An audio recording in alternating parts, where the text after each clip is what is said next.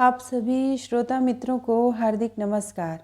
प्रस्तुत है शोभा माथुर जी द्वारा लिखित कहानी माँ मेरा घर कहाँ है।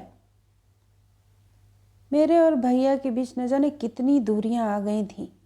लगता था ढेर सारी नुकीली झाड़ियां और कटीले तार बीच में उगाए हैं। हर पल लगता हम दोनों के बीच से एक तूफान गुजर गया है जो छोड़ गया है ढेरों सूखे पीले पत्ते और सीलन भरी मिट्टी। आज मैं खुद को बहुत बेसहारा महसूस कर रही थी। स्कूल में पढ़ाते हुए मुझे काफ़ी वक्त गुजर गया था। यहाँ मेरी एक ही जिगरी दोस्त थी अंजलि। कुछ कुछ दिल की बातें हम कभी कभी कर लिया करते थे। मुझे उदास देखकर वह पीछे पड़ गई। क्या बात है, बता ना, आज तू क्यों उदास है? कुछ नहीं यार, घर अब घर नहीं रहा। माँ के ना रहने से डाल के टूटे पत्ते की तरह मैं बेसहारा हो गई हूँ। माँ तो हर वक्त मुझे सातवें आसमान पर बिठाए रखती थी। हर वक्त यही कहती थी, मेरी बेटी से सुंदर कोई लड़की हो ही नहीं सकती, उसके लायक तो कोई लड़का हो ही नहीं सकता। उस कमसिन उम्र में मुझे उनकी बातें भरमा गई और मैं उन्हें सच समझने लगी कि मुझसे सुंदर तो कोई है ही नहीं। तब शादी की उम्र थी। मुझे हर लड़का अपने से कम नज़र आता। माँ का यह कहना कि कोई राजकुमार ही तुझे ब्याहने आएगा मुझे ऐसे परदेश में ले जाता जहाँ सपनों का सुंदर संसार होता।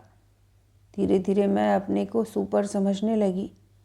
जब कोई रिश्तेदार मेरी शादी का प्रपोजल लेकर आता तो माँ उसे आड़े हाथों लेती और गुस्से से लाल पीली होकर कहती, मेरी बेटी करोड़ों में एक है, 10,000 पाती है, उसके मुकाबले का कोई है भी? धीरे धीरे सभी लड़के लाख तक पहुंच गए, मगर मैं वह उसी 10,000 पर अटकी रह गई। कई रिश्तों को मैंने ठोकर मार दी। कई लड़कों के मैंने इंटरव्यू लिए, उनका मजाक उड़ाया। अपने आगे मुझे सभी छोटे नज़र आते, कोई जचता नहीं था। भ्रम का कोई इलाज नहीं। धीरे धीरे सभी रिश्तेदार कन्नी काटने लगे। वो डरते थे कि अगर हमने कोई लड़का बताया, उन्हें राय देने की कोशिश की तो यह दोनों हमारा ही मजाक न उड़ाने लगे। अब सब तरफ खामोशी थी। हर रिश्तेदार के छोटे से छोटे बच्चे भी ब्याहे गए, मगर मैं आज भी उस काल्पनिक राजकुमार का इंतज़ार कर रही हूँ। माँ ने मेरे लिए ऐसे सपनों का महल खड़ा किया था जो कभी आबाद नहीं हो सका। वक्त की भी अपनी चाल होती है, पर लगता है वो मेरे दरवाजे पर आकर टिक गया है। माँ बिना पापा असमय ही बूढ़े नजर आने लगे थे। माँ के बाद घर भी संभालना था। इस वजह से लोगों ने कहा कि बहू आ जाएगी, फिर चाहे कुछ ही दिन बाद तुम बेटी को भी प्यार लगा देना। बहू तो आ गई, मगर इस घर में फिर मुझे सब भूल गए। वह भैया जो जान छिड़कता था बात बात पर झल्लाने लगा। भाई भाभी हर वक्त खुसुर फुसुर करते नजर आते। अब तो घर ज़्यादा पराया नजर आने लगा था। भाई के 2 बेटे भी हो गए थे। मंजिल का पता हो तो यात्रा कहीं से भी शुरू की जाए, मंजिल मिल ही जाती है। मगर मंजिल पता तो हो। कुछ शब्द परिवार की मर्यादाओं पर सवालिया निशान लगा देते हैं, मगर भाभी उन सभी शब्दों को आसानी से बोल पाती थी। भाई भाभी को लेकर क्या क्या सपने बुने थे, सब रेत के महल की तरह ढह गए। जो घर फूलों की सुगंध से भरपूर था, जहाँ माँ की पायल की रुनझुन घर को गुंजायमान रखती थी, वहाँ निराशा के बवंडर उठ रहे थे। अंजलि तो सोच भी नहीं सकती, उस दिन जब पिकनिक थी, मैं जैसे ही घर पहुँची, दोनों बच्चे भूखे बैठे थे। बुआ दूध तो कोई कहता मैगी बना दो। खैर किसी तरह खिलाकर उन दोनों को सुलाया। तभी बच्चे बोले, वो दोनों दोस्तों के घर जा रहे हैं, मम्मी का फ़ोन आया है, बुआ से कहना डिनर बढ़िया से तैयार रखें, हम 9 बजे तक पहुंच जाएंगे। एक तो पिकनिक की थकान, ऊपर से घर के काम, मैं थक कर चूर हो गई थी। घड़ी पर नज़र डाली, रात के 11 बज रहे थे। मैं बच्चों को खिलाकर लेटी ही थी कि दोनों बच्चे मेरे ऊपर कूदने लगे। बुआ कहानी सुनाओ, बुआ कहानी सुनाओ। आयाओं की तरह बदतर मेरी जिंदगी है। सारे दिन तुम्हारी चाकरी करती रहूं, नौकर बनाकर रख लिया है तुम लोगों ने। कहकर मैं जैसे ही मुड़ी, देखा भाभी रौद्र रूप लिए खड़ी हैं। पता नहीं वो कब आ गई थी। चीखते हुए बोली, आप अपनी मर्जी से यहाँ रह रही हैं, हमने आपको यहाँ ज़बरदस्ती थोड़े रोका हुआ है। तुम होती कौन हो भाभी, मुझे रोकने वाली? ये मेरा घर है, यहाँ नहीं रहूँगी तो कहाँ रहूँगी? ओहो, यह आपका घर है तो मेरा घर कहाँ है? ज़िंदगी में यह भी सुनना पड़ेगा, वह भी अपने ही घर में। कभी सोचा ना था। ज़िंदगी सवाल बनकर मेरे आगे खड़ी थी। मेरा टेक्सचर मेरी पिछली गलतियों को माफ़ नहीं कर रहा था। अगर माँ ने झूठे सपने न दिखाए होते तो मेरा भी एक घर होता, मेरे आंगन में भी खुशियाँ डेरा डालती। मगर मैं तो रूप गर्विता थी। कुछ ही सालों के अंतराल में छोटी छोटी बच्चियाँ अपनी चमक लेकर बुआ बुआ कहती मुझे पुकारती। उनके मुकाबले में मैं कहाँ ठहरती हूँ। जिन छोटे छोटे कजिन के साथ बैठकर मैं सबका मजाक उड़ाया करती थी, सब भी ब्याह गए। मेरी हंसी खोखली थी। मेरी आंखें पढ़ने वाला कोई न था जो मेरे अंदर का दर्द जान पाता। खिन्न मन से उठकर मैंने चेहरा धोया। आईने में चेहरा देखा तो कोई चमक न थी। आंखों के नीचे स्याह घेरे हो गए थे। कभी कभी लगता है पाँव के नीचे से ज़मीन खिसक रही है। आज की घटना के बाद तो मैंने खुद को सबसे अलग कर लिया। पल भर के उम्रदराज पन्नों की तरह मैं सोच रही हूँ, इस घर के लिए मैंने क्या कुछ नहीं किया। ज़िंदगी के सुनहरे लम्हे इन लोगों पर कुर्बान किए। पूरी पूरी तनख्वाह माँ के हाथ पर रखी, जिससे माँ बहू के लिए साड़ी जेवर बना पाई थी। आज उसी घर में यह 2 दिन की आई लड़की मुझे पराया बता रही है।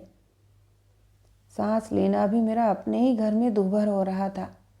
जख्मों पर फाय रखना, दरारें भरना नई पीढ़ी ने सीखा ही कहाँ है। खाली जगह का सन्नाटा मुझे भयानक लग रहा है। मेरे सपनों का राजकुमार न जाने कौन से देश में बस गया कि आता ही नहीं। मेरे पैसों से ही घर चल रहा था। शायद माँ इस सहारे को खोना नहीं चाहती होंगी, तभी तो उसने मुझे ऐसे सपने दिखाए जो खाली नींद में ही आते हैं और हकीकत से उनका दूर दूर तक नाता नहीं होता। दीपा, तू अब सो जा, कल इस समस्या का कोई समाधान ढूंढेंगे, कहकर अंजलि अपने घर चली गई। सारी रात मैं सो नहीं पाई। भाभी के शब्द मेरे कानों में सीसा उड़ेलते रहे। या आपका घर है तो मेरा कौन सा है? जी तो चाहा उसे धक्के मारकर घर से बाहर निकाल दूं, पर यह कर न सकी। फलसफे लेना और बात होती है। निर्णायक नहीं होता यह सब कुछ। यह वह पड़ाव है जिनसे होकर जिंदगी आगे बढ़ती है। सघन निराशा में से मुझे अपने लिए रोशनी ढूंढनी थी। मैंने दरवाज़ा खोला। बाहर गहन अंधकार था। मैंने अपनी अटैची उठाई और आंखों में आंसू भरे चल दी उन रास्तों पर जो अनजान थे। टैक्सी करके स्टेशन पर आई और लखनऊ का टिकट लेकर ट्रेन में बैठ गई। पापा से बिछड़ने का अफसोस था। गार्ड ने हरी झंडी दी। ट्रेन लोहे की पटरियों पर दौड़ने लगी। धीरे धीरे स्टेशन पीछे रह गया। पेड़ मकान सब छूटते जा रहे थे। यहाँ कभी वापस नहीं आऊँगी, मैंने पक्का इरादा कर लिया। प्रेम का रिश्ता निरंतर सींचना होता है, वरना डाल से सूखे पत्तों की तरह हर रिश्ते बिखर जाते हैं। माँ हमेशा कहती थी, सबसे मीठी है मीठी बात, सबसे कड़वी है कड़वी बात। ऐसे शब्द जो दूसरों का दिल दुखाएं, बेटा कभी मत बोलना। इस बात का हमेशा एहतियात में बरतती। लोग कहते भी थे, तुम बोलते बोलते रुक क्यों जाती हो? इसलिए कि कहीं कुछ गलत ना बोल जाऊं। लखनऊ पहुंचकर मैं अपनी दोस्त नसीमा के बंगले पर पहुंची। मुझे गले लगाकर वो बहुत खुश हुई और जल्दी उसकी मदद से मुझे एक कोठरी में 2 कमरे किराए पर मिल गए और नौकरी भी उसी के स्कूल में मिल गई। माँ की तस्वीर मैंने अपनी मेज़ पर रख ली। मैं रोज़ माँ से पूछती, माँ बताओ मेरा घर कहाँ है? दिन पंख लगाकर उड़ रहे थे। मुझे लड़ना था रोशनी के लिए। मैं भी अपने लिए जीना चाहती थी। एक दिन तेज़ हवाएं चल रही थीं। हल्की बूंदाबांदी हो रही थी। मैं गर्म गर्म चाय पी रही थी। मेरे कानों में बहुत ही दर्द भरी सुरीली ध्वनि पहुंची। मैं झटके से उठी और बालकनी में आ गई तो देखा एक युवक सामने वाली बालकनी में खंबे से सर टिकाए दर्द भरी गज़ल गा रहा था। बरसों बाद मेरा दिल बेचैन हो गया। वह वहाँ नया नया किराएदार आया था। हर रात उसके दर्द में डूबे नगमे मैं अंधेरे में खड़े होकर सुनती। वो मुझसे बेखबर देर रात तक गाता रहता। हमेशा उसकी पीठ मेरे सामने होती। धीरे धीरे मुझे लगने लगा जैसे मैं बेचैनी से रात होने का इंतज़ार करने लगी हूँ, और न जाने यह कैसी कशिश उसकी आवाज़ में थी। उस दिन मैं सुबह चाय की प्याली लेकर जैसे ही बालकनी में आई, मैंने देखा एक खूबसूरत सा बच्चा लिए वही लड़का उसे चम्मच से दूध पिला रहा है। मैं हैरान थी, माँ कहाँ है जो ये दूध पिला रहा है। अचानक उस लड़की की निगाह भी मुझ पर पड़ी। लड़का गठीले बदन का साधारण सा था, मगर उसकी बड़ी बड़ी काली आंखों में बहुत ही उदासी थी। अब मैं अक्सर ही उसे कभी बच्चे को कपड़े पहनाते, कभी नहलाते, कभी दूध पिलाते देखा करती। जैसे ही वो बच्चा क्रैच में जाता, वो अभी कार से ऑफिस चला जाता। धीरे धीरे वो बच्चा मुझे देखकर मुस्कुराने लगा। मैं भी दोनों को देखकर मुस्कुराकर हाथ हिला देती। एक दिन मैं जैसे ही बालकनी में आई, मैंने देखा वो बहुत ही उदास है। बच्चा भी 6-7 दिन से नहीं दिखा था। हाँ, उसकी गज़लों की आवाज़ अब भी आधी रात को बदस्तूर जारी थी। सुबह चाय लेकर मैं जैसे ही बालकनी में आई, मैंने देखा वो बच्चे को उठाए तेजी से कार की तरफ बढ़ रहा है। दरवाज़ा लॉक करके मैं भी वहाँ पहुँच गई। उसकी आंखों में वीरानी के सिवा कुछ न था। धीरे से बोला, राम को कई दिनों से तेज़ बुखार आ रहा है, आज बेहोश हो गया, अस्पताल लेकर जा रहा हूँ। न जाने किस अधिकार से मैं बोली, मैं भी चलूँगी। उसने बिना किसी विरोध के गेट खोल दिया। शायद उसे भी सहारे की ज़रूरत थी। राम को मैंने गोद में ले लिया।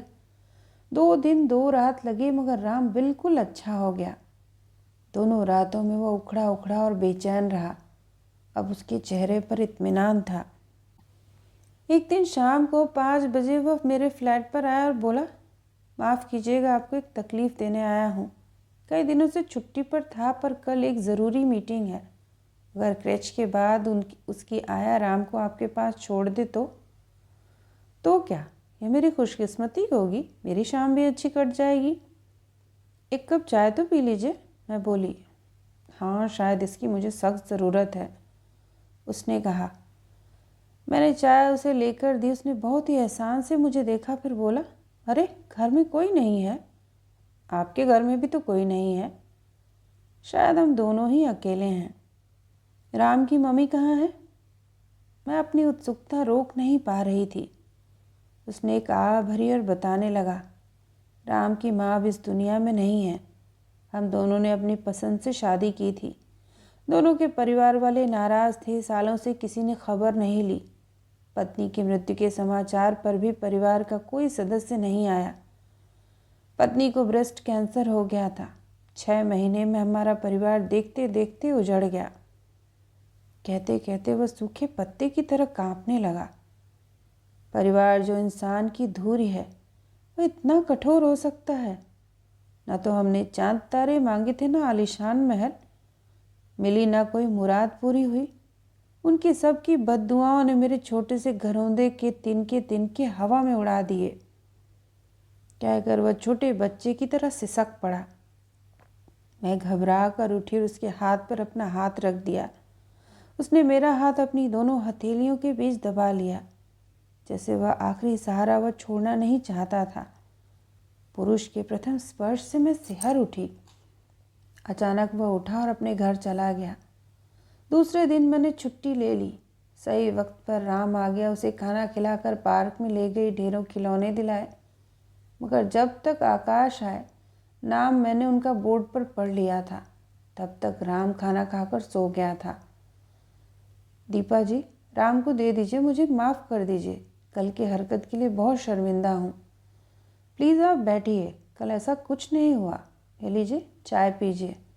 कहकर मैंने आकाश को तसल्ली दी और बोली, आज मैंने आपके लिए स्पेशल डिशेस बनाई हैं। रोज़ तो ब्रेड खाकर या दलिया खाकर सो जाते थे। चाय पीते और खाना खाते हुए मैंने उसे अपनी सभी बातें बताई तो वह बोला, हम दोनों के हालात कितने मिलते जुलते हैं। आकाश ने मेरे दर्द को पल दर पल समझ मेरा हाथ थाम कर बोला, गुजरा अतीत टीस बनकर मुझे रुला रहा था। मगर दीपा, अंधेर में जो चिराग तुमने मेरे लिए जलाया, उसके सहारे मैं अब जी सकूंगा। उसकी मजबूत बाहें इर्द गिर्द थीं। माया जाल से मैं बाहर आ गई थी। मेरे सपने का राजकुमार मेरे सामने था। उसके सीने में मुंह छिपाकर मैं महफूज थी। दूर कहीं गाना बज रहा था, रेखाओं का खेल है मुकद्दर, रेखाओं से मात खा रहे हो। तो यह थी शोभा माथुर जी द्वारा लिखित कहानी।